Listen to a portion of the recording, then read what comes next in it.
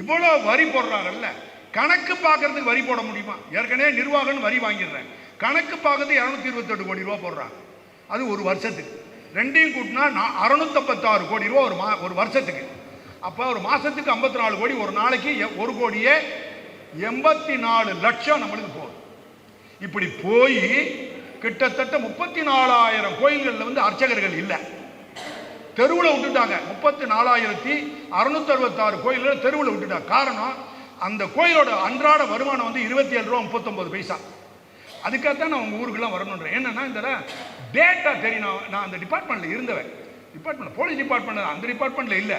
அதுக்கு பிறகு அந்த டிபார்ட்மெண்ட்டுக்கு எகென்ஸ்டாக நடவடிக்கை எடுக்கும் போது என்னைய காலை வருவான்ல, அட்டாக் பண்ணுவான் இல்லையா? அதனால் நான் கரெக்டாக வலுவாக நிற்கணும்ல.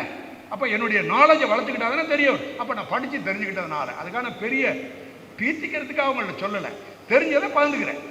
அப்போ நீங்கள் போய் இன்னொரு ஆள்கிட்ட நீங்கள் பகிரணும். அப்போ ஈவோட்ட பேச போகும்போது, உங்கள் சம்பளம், ஈவோக்கு சம்பளம் கொடுக்குறாங்கல்ல கோயிலில், ஈவோன்னா தெரியுமில்ல, எக்ஸிக்யூட்டிவ் ஆஃபீஸர் கோயிலுக்கு கொடுத்துருக்காங்க அதிகாரி, அவனுக்கு சம்பளம் கொடுக்குறாங்கல்ல, அந்த சம்பளம் கண்டிப்பாக மக்கள் வரி பணத்தில் தான் கொடுக்குறாங்க. ஆமான்னு சொல்லுங்க. இல்லையா? சத்தியம், மக்கள் வரி பணம் தானே, மக்கள் வரி பணத்தில் தான் கொடுக்குறாங்க. ஆமாம் ஆமாம், மக்கள் வரி பணம் தானே கொடுக்குறாங்க.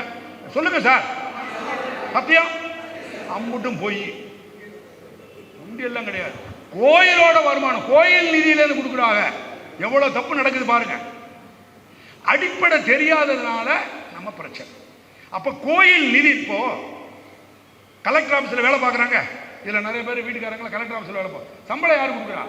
கலெக்டர் ஆஃபீஸ்லாம் கொடுக்குறாங்க. கலெக்டர் ஆஃபீஸுக்கு சம்பளம் எப்படி வருது? மக்களோட வரி பணம். போலீஸ் டிபார்ட்மெண்ட்டில் வேலை பார்க்குறாங்கல்ல, ஒருத்தன் தகராறு பண்ணுறாங்க பக்கத்து வீட்டில், ஒரு கிறிஸ்டியன், அவனுக்கு எங்கே சம்பளம் வருது?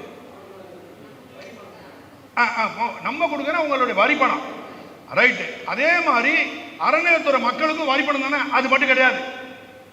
அறநிலையத்துறை அதிகாரி மினிஸ்டர் வரைக்கும், ஈஓ எக்ஸிக்யூட்டிவ் ஆஃபீஸர் வரைக்கும், ஒரு பைசா கோயிலில் இருக்கக்கூடிய அர்ச்சகர் பணம் வரைக்கும் ஒரு பைசா கூட மக்கள் வரி பணம் அல்ல அல்ல அல்ல அல்ல. மறந்துடக்கூடாது. ரெக்கார்ட் பண்ணுறீங்களா? இதை நீங்கள் கொண்டு போய் சொல்லணும். அப்படின்னா எங்கேருந்து சார் வருது? அப்படின்னா கோயிலோட பணம். இவர் என்ன சொல்ற? உண்டியில் நீங்கள் போடுறதெல்லாம் கோடிக்கணக்கில் சுண்டக்கா, அது ஒரு பணமே கிடையாது.